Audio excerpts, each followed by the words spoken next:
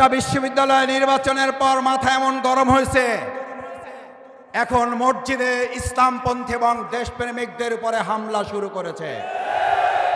পরিষ্কার বার্তা দিতে চাই, প্রধান অতিথি কথা বলবেন, 24 ঘন্টার মধ্যে নোয়াখালীর সন্ত্রাসীদেরকে গ্রেফতার করতে ব্যর্থ হলে পরবর্তী দায় সরকারকে নিতে হবে।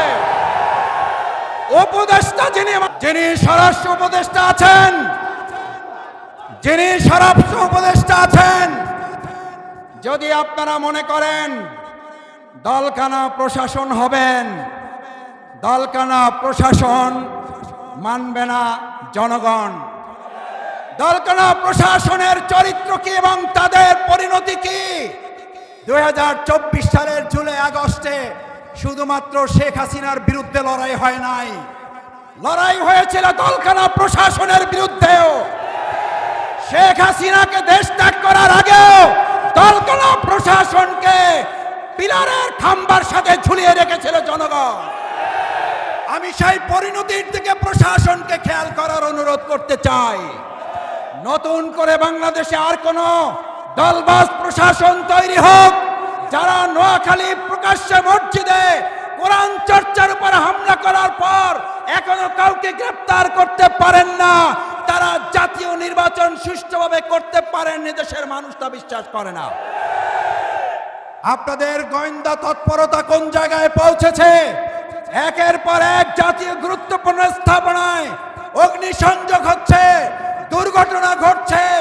আমরা মনে করি বর্তমান সময়ে যারা আর নির্বাচনে ভালো ফল করতে পারবেন না বলে হতাশ হয়ে পড়েছেন, তারা সহ ফ্যাসিস্টদের কিছু প্রশাসনের অংশের সম্মিলিত তৎপরতায় এই কার্যক্রম হতে পারে বলে দেশবাসী মনে করে।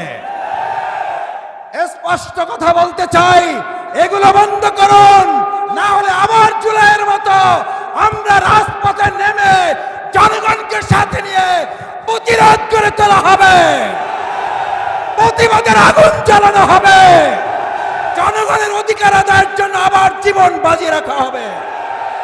আপনারা জানেন 2024-এর জুলাই আগস্টের গণ অভ্যুত্থানের মাধ্যমে যে নতুন বাংলাদেশ আল্লাহ সুবহানাহু ওয়া তাআলা আমাদেরকে উপহার দিয়েছেন, অসংখ্য শহীদ, হাত এবং পা হারা পঙ্গুত্ব বরণকারী জুলাই যোদ্ধাদের মাধ্যমে সেই বাংলাদেশকে মানবিক একটি বাংলাদেশে বিনির্মাণ করার জন্য বাংলাদেশ জামাত ইসলামী শুরু থেকেই আমরা আমাদের কার্যক্রম পরিচালনা করে আসছি। তার ধারাবাহিকতায় জাতীয় ঐক্যমত কমিশনের দিনের পর দিন, মাসের পর মাস দীর্ঘ আলোচনার ভিত্তিতে জাতীয় জুলাই সনদের যে স্বাক্ষর অনুষ্ঠিত হয়েছে, আমরা আজকে এখানে দাবি জানাতে চাই সেই জুলাই সনদ বাস্তবায়নের আদেশ জারি করে আগামী দিনে একটি সুষ্ঠু নির্বাচনের পথ অতি সত্বর সুগম করতে হবে। যারা আগামী দিনে মানুষের সুষ্ঠু ভোট নিশ্চিত করতে চায় না, তারাই জাতীয় জুলাই সনদের আইনি ভিত্তি দিতে চায় না। যারা জনগণের ভোটের নিরাপত্তা নিশ্চিত করতে চায় না, তারাই জাতীয় জুলাই সনদের আইনি ভিত্তি দিতে চায় না।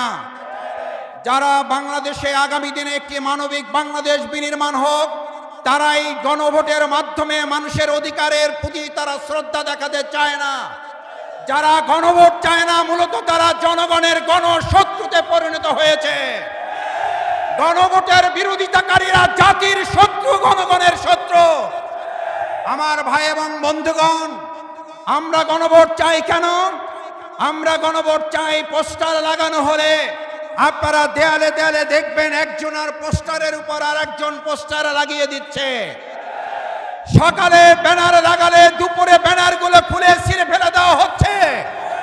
আমরা জানতে চাই প্রশাসনের কাছে, যদি আজ ব্যানারের নিরাপত্তা না থাকে, পোস্টারের উপর আরেকজন পোস্টার লাগিয়ে দেয়, এই রাজনৈতিক সৌজন্যতা যারা দেখাতে পারে না, তারা জনগণের ভোটের প্রতি সৌজন্যতা কি করে দেখাবে? অত্যন্ত দুর্ভাগ্যের ব্যাপার। আমি দু একজনের কাছে ফোন করে জানতে চেয়েছিলাম, ঢাকা সহ সারা দেশে আমাদের পোস্টারগুলোর উপরে পোস্টার লাগান, আর কোনো জায়গা কি আপনাদের চোখে পড়ে না?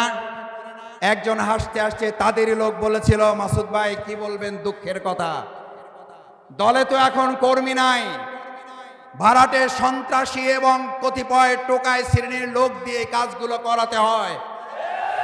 ওরা তো জানে না কোনটা জামাতের পোস্টার আর কোনটা আমাদের পোস্টার আর কোনটা অন্যদের পোস্টার।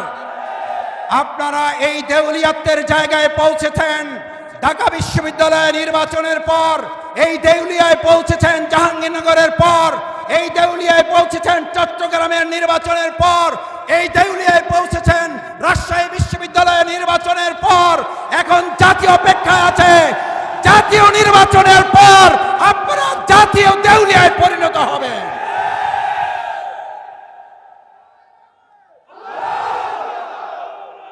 আমার ভাই এবং বন্ধুগণ, আমরা খুব বিস্মিত হই একটা দলের দেউলিয়াত্ব কোন জায়গায় পৌঁছলে। আপনারা যখন কথা বলেন গণভোট এবং জাতীয় ভোট একই দিনে অনুষ্ঠিত হবে, গণভোট এবং জাতীয় ভোট একই দিনে অনুষ্ঠিত না হয়ে গণভোট আরো 15 দিন পরে অনুষ্ঠিত হওয়ার মধ্যে পার্থক্য কি? এটা একজন সাধারণ সম্মানিত রিকশাওয়ালা বোঝে, কিন্তু আমাদের বড় দল যারা ক্ষমতায় চলে গেছে মনে করে তারা বুঝতে পারে না। আপনারা যে বুঝতে পারেন না তা নয়, আপনারা বুঝেও না বুঝার ভান করেন। এই কথাটা জাতি বুঝতে পেরেছে। গণভোটের মাধ্যমে দাবি আদায় করা ছাড়া বাংলাদেশের মানুষ আগামী দিনে জাতীয় নির্বাচন হতে দেবে না, হতে যে দেবে না। আসসালামু আলাইকুম ওয়া রাহমাতুল্লাহি ওয়া বারাকাতুহু। আউযু বিল্লাহি মিনাশ শাইতানির রাজীম। বিসমিল্লাহির রহমানির রহিম।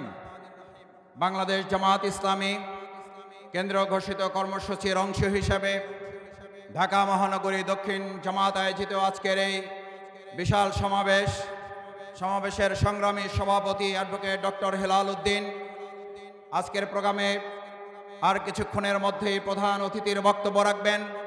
বাংলাদেশ জামাত ইসলামী কেন্দ্রীয় নির্বাহী পরিষদের অন্যতম সদস্য, অবিভক্ত ঢাকা মহানগরীর সম্মানিত সাবেক আমির, রাজশাহী বিশ্ববিদ্যালয়ের নির্বাচিত অ্যালামনাই অ্যাসোসিয়েশনের সংগ্রামী সভাপতি, জাতীয় ঐক্যমত কমিশনে যিনি বিচার সংস্কার এবং দেশের আগামী দিনে একটি মানবিক বাংলাদেশ বিনির্মাণের নিরলস প্রচেষ্টা চালিয়ে জাতীয় ভূমিকা পালন করছেন, জননেতা জনাব মাওলানা রফিকুল ইসলাম খান, সংগ্রামী সহকারী সেক্রেটারি জেনারেল, উপস্থিত জামাত ইসলামী ছাত্র শিবিরের নেতৃবৃন্দ, সাংবাদিক বন্ধুগণ, ঢাকাবাসী, আইন শৃঙ্খলায় নিয়োজিত সদস্যবৃন্দ, আমি আপনাদের সামনে বিশেষভাবে দুটো কথা বলে আমার সংক্ষিপ্ত বক্তব্য শেষ করতে চাই। সম্মানিত ভাই এবং বন্ধুগণ,